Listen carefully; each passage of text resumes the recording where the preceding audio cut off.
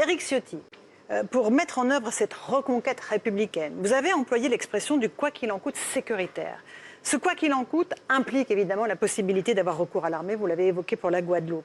Nous avons posé la question aux Français à travers un sondage. Êtes-vous favorable à l'intervention de l'armée pour rétablir l'ordre dans les quartiers difficiles? 62% des Français ont répondu oui, 1% ne se prononce pas. Nous, ça nous interpelle. Les militaires sont dotés d'armes de guerre. Ils ne sont pas formés pour le maintien de l'ordre. Quels sont les ordres que vous donnerez à ces militaires pour aller dans ces zones difficiles? Très exactement les mêmes qui sont donnés aux militaires qui forment l'opération Sentinelle aujourd'hui. Il y a jusqu'à 10 000 militaires qui ont été mobilisés pour protéger nos édifices religieux, notamment nos synagogues, victimes de l'antisémitisme islamiste qui les menace, nos bâtiments publics, nos gares, nos aéroports. Il y a eu jusqu'à 10 000 personnes. Il y a eu des militaires qui ont fait face. L'ordre était de répliquer en cas d'attaque.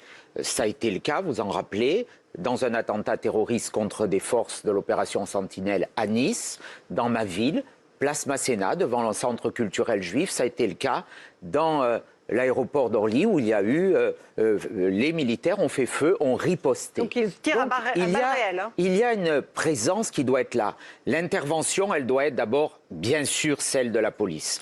Celle qui a les moyens d'agir. Et de la police judiciaire, pour aller au cœur des réseaux, pour traquer les trafiquants qui aujourd'hui tiennent des quartiers entiers. Un préfet disait qu'il y avait 500 quartiers aujourd'hui qui échappaient aux lois de la République. Il y a 1500 quartiers dans le cadre de la politique de la ville. Le 200 quartiers très humain, difficiles. Le bilan politique d'une intervention de l'armée dans ces quartiers. L'assumez-vous? Les militaires ne sont pas là pour faire usage de leurs armes. Ils sont là pour assurer, en cas de légitime défense, comme tout le monde, comme vous et moi. La légitime défense est un droit. La légitime défense est un droit. Il y en a qui le sont. Aujourd'hui, ce que je souhaite, c'est qu'il y ait des interventions policières massives qui reconquièrent ces territoires et que toutes les forces, sans exclusive, soient mobilisées. Les douanes, la police, la gendarmerie dans les zones gendarmerie, mais aussi, s'il le faut, des forces qui assurent des présences statiques, dissuasives, comme c'est déjà le cas aujourd'hui. On me dit que ce n'est pas possible, mais nous sommes en guerre. L'islamisme nous a déclaré une guerre. Et aujourd'hui, dans ces quartiers, il y a aussi une nécessité de réinstaller la République avec force. Bonsoir mes amis. Donc aujourd'hui, nous sommes le 26 novembre. Et vous avez entendu la vidéo vous avez entendu au début de la vidéo le débat qui a eu lieu il y a quelques jours entre les candidats à la présidence de la France, le parti de droite, les LR.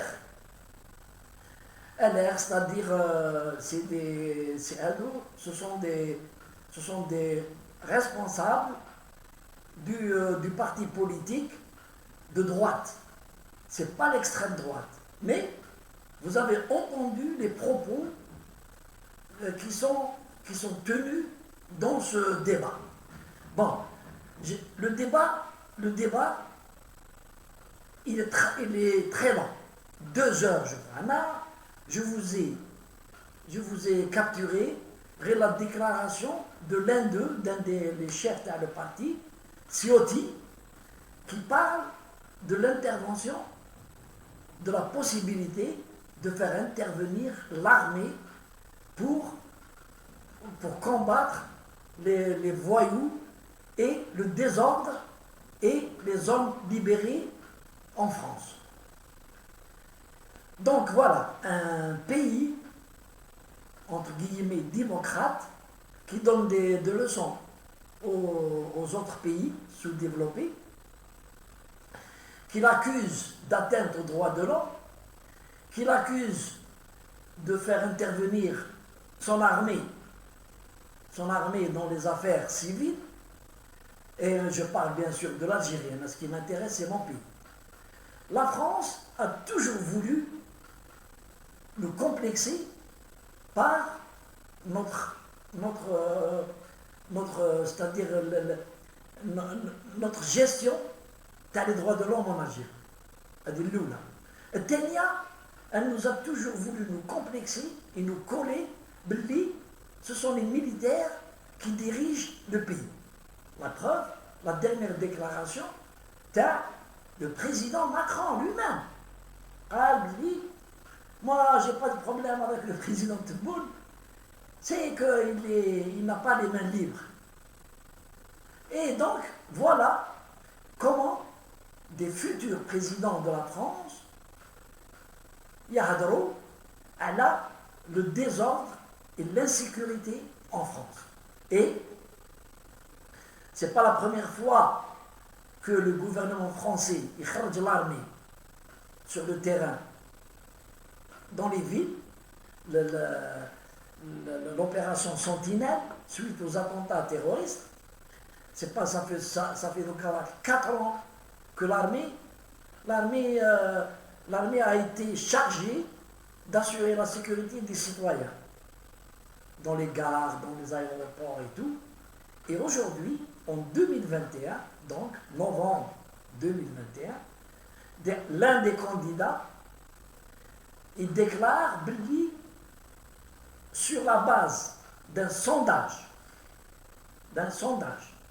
62% des Français interrogés sont favorables à l'intervention de l'armée contre les voyous et les islamistes dans les banlieues.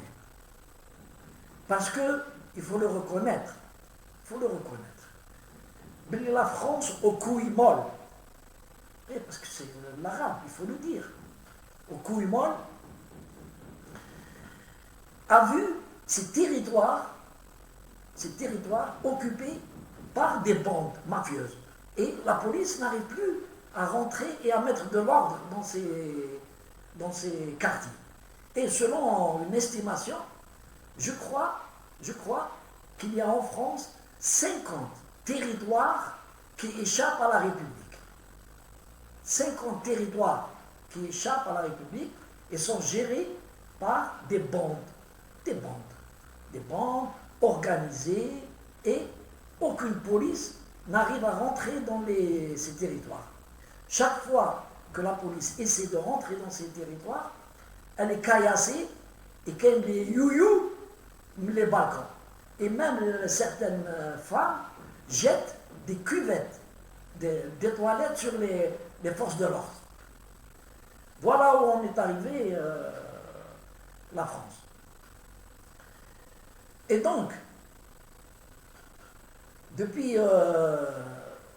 l'arrivée de Zemmour sur le terrain, et vu les sondages qui sont en sa faveur par les Français, presque tous les candidats à la présidence adoptent un langage similaire à Zemmour, si ce n'est pas plus. Ils copient Zemmour et ils veulent radicaliser leur discours envers les immigrés.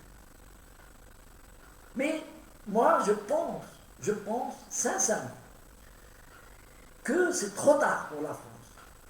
C'est trop tard. La France, les immigrés et les sans-papiers et les voyous des banlieues et les islamistes sont tel un cancer qui gangrène le corps de la France. Et même avec la chimiothérapie, impossible de le sauver. Ce n'est pas Zemmour, ni un autre Marine Le Pen, ni un des candidats du parti de droite qui pourront sauver la France. Impossible. Parce que le mal est trop grand. Et les voyous et les sans-papiers et les islamistes osent parler de guerre civile. C'est-à-dire, si l'État français prend, suite à l'élection de Zemmour ou la Marine Le Pen, et il prend des mesures radicales contre les immigrés, contre les voyous des banlieues, ça sera la guerre civile en France. Il y aura une guerre où il y aura beaucoup de morts, comme ça va se passer comme fut le cas en Algérie entre les Algériens et les criminels islamistes. Ça sera la même chose. Nous avons vécu 10 ans, je crois, de combat et ça va se faire comme ça en France. Et beaucoup de Français ont peur. Ils ont peur. Même s'ils sont d'accord avec Zemmour ou Marine Le Pen, ils se disent on ne vote pas pour parce que ça va aller à la guerre civile. Et malheureusement pour la France, c'est un pays qui va traîner ce boulet des immigrés jusqu'à la fin des temps. Et comme l'a dit dans un livre un très grand écrivain, il a dit dans 50 ans, la France sera musulmane. Et ça va un peu vers cet objectif. Dans 50, entre 50 et 100 ans, la France sera musulmane, sera dirigée par un président musulman, et ce sera la charia qui va gérer la France. Et vous allez voir que c'est possible. Ce film, Cauchemar, sera effectif entre 50 et 100 ans. Tout ceci par la mollesse des autorités françaises qui n'ont pas le courage.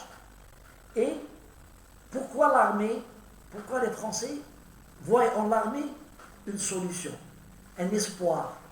C'est parce que la police française n'est pas capable.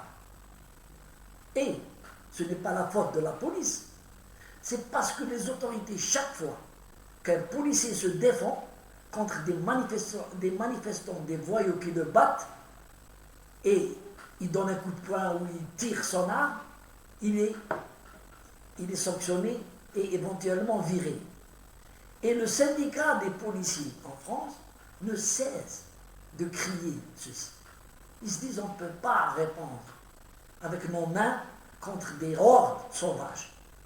Mais le gouvernement français, il se dit non, il ne faut pas toucher les droits de l'homme, ceci, cela. Mais le jour où la France comprendra que les droits de l'homme s'appliquent, certes, envers les citoyens, mais les citoyens honnêtes, envers des citoyens qui sont sur le territoire français légalement, qui travaillent, qui triment. Les droits de l'homme s'appliquent aussi envers les policiers en service, vers les assistants sociaux qui vont faire leurs enquêtes dans certains quartiers et qui sont tapés.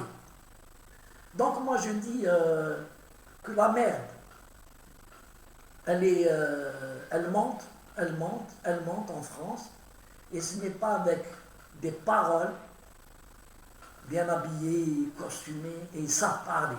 Ah oui, tous ils savent parler. C'est pas avec ça que nous réglerons le problème de la délinquance en France. Regardez en Algérie, le Hirak, avec toutes les manifestations où se sont mêlés les islamistes, les séparatistes du MAC. Le MAC, il donnait de l'argent à certains pour créer leur. Et l'État algérien n'a pas fait sortir l'armée. C'est avec sa police qu'il a réglé le problème, mais il a fallu du temps pour que le président de la République se rende compte qu'on ne peut pas dialoguer avec des ennemis. Alors que lui pensait que le Hirak c'était amical, c'était un mouvement revendicatif, qu'il était pacifique, alors que les rapports des services de sécurité ne cessaient de l'informer du danger. Et jusqu'à ce qu'il se rende compte, et c'est comme ça que l'État algérien a décidé de signer le certificat de mort du Hirak. Et l'État algérien a ramené des policiers de l'élite qui ont bloqué en 2 vendredi, ils ont arrêté le Irak. Et nous, on n'a pas besoin de faire sortir notre arme. Je vous le dis, hein, si ce n'est pas contre des opposants armés, qui ont des armes. Ils sont armés, là, il faut faire sortir l'armée. Sinon, tous les délinquants, les voyous, les malfrats en Algérie, il n'y a que la police qui se charge d'eux. Et avec succès. Nous avons des policiers qui connaissent leur métier et qui sont aussi forts physiquement que les voyous. Donc, moi, je souhaite bonne chance à la France. Et l'élection de Zemmour ou de Marine Le Pen réglera à 40 à 50% l'affaire. Mais pas toute l'affaire. Pas toute l'affaire. Pourquoi? Parce que le cancer est dans la société française. Les voyous, les malfrats, les drogués et tout, sont en fait des Français. Ils ont réussi à devenir des Français. Et que peut-on faire contre un Français? Il faut signer des lois et des lois et des lois pour retirer la déchéance de la nationalité française. Et la France ne peut pas le faire. Pourquoi? Parce qu'il y a la Cour européenne des droits de l'homme. Il y a Bruxelles qui supervise. Ici, il y a une loi qui sort dans ce genre, elle intervient. Et donc on n'est pas sorti de l'auberge en France. Allez, merci mes amis.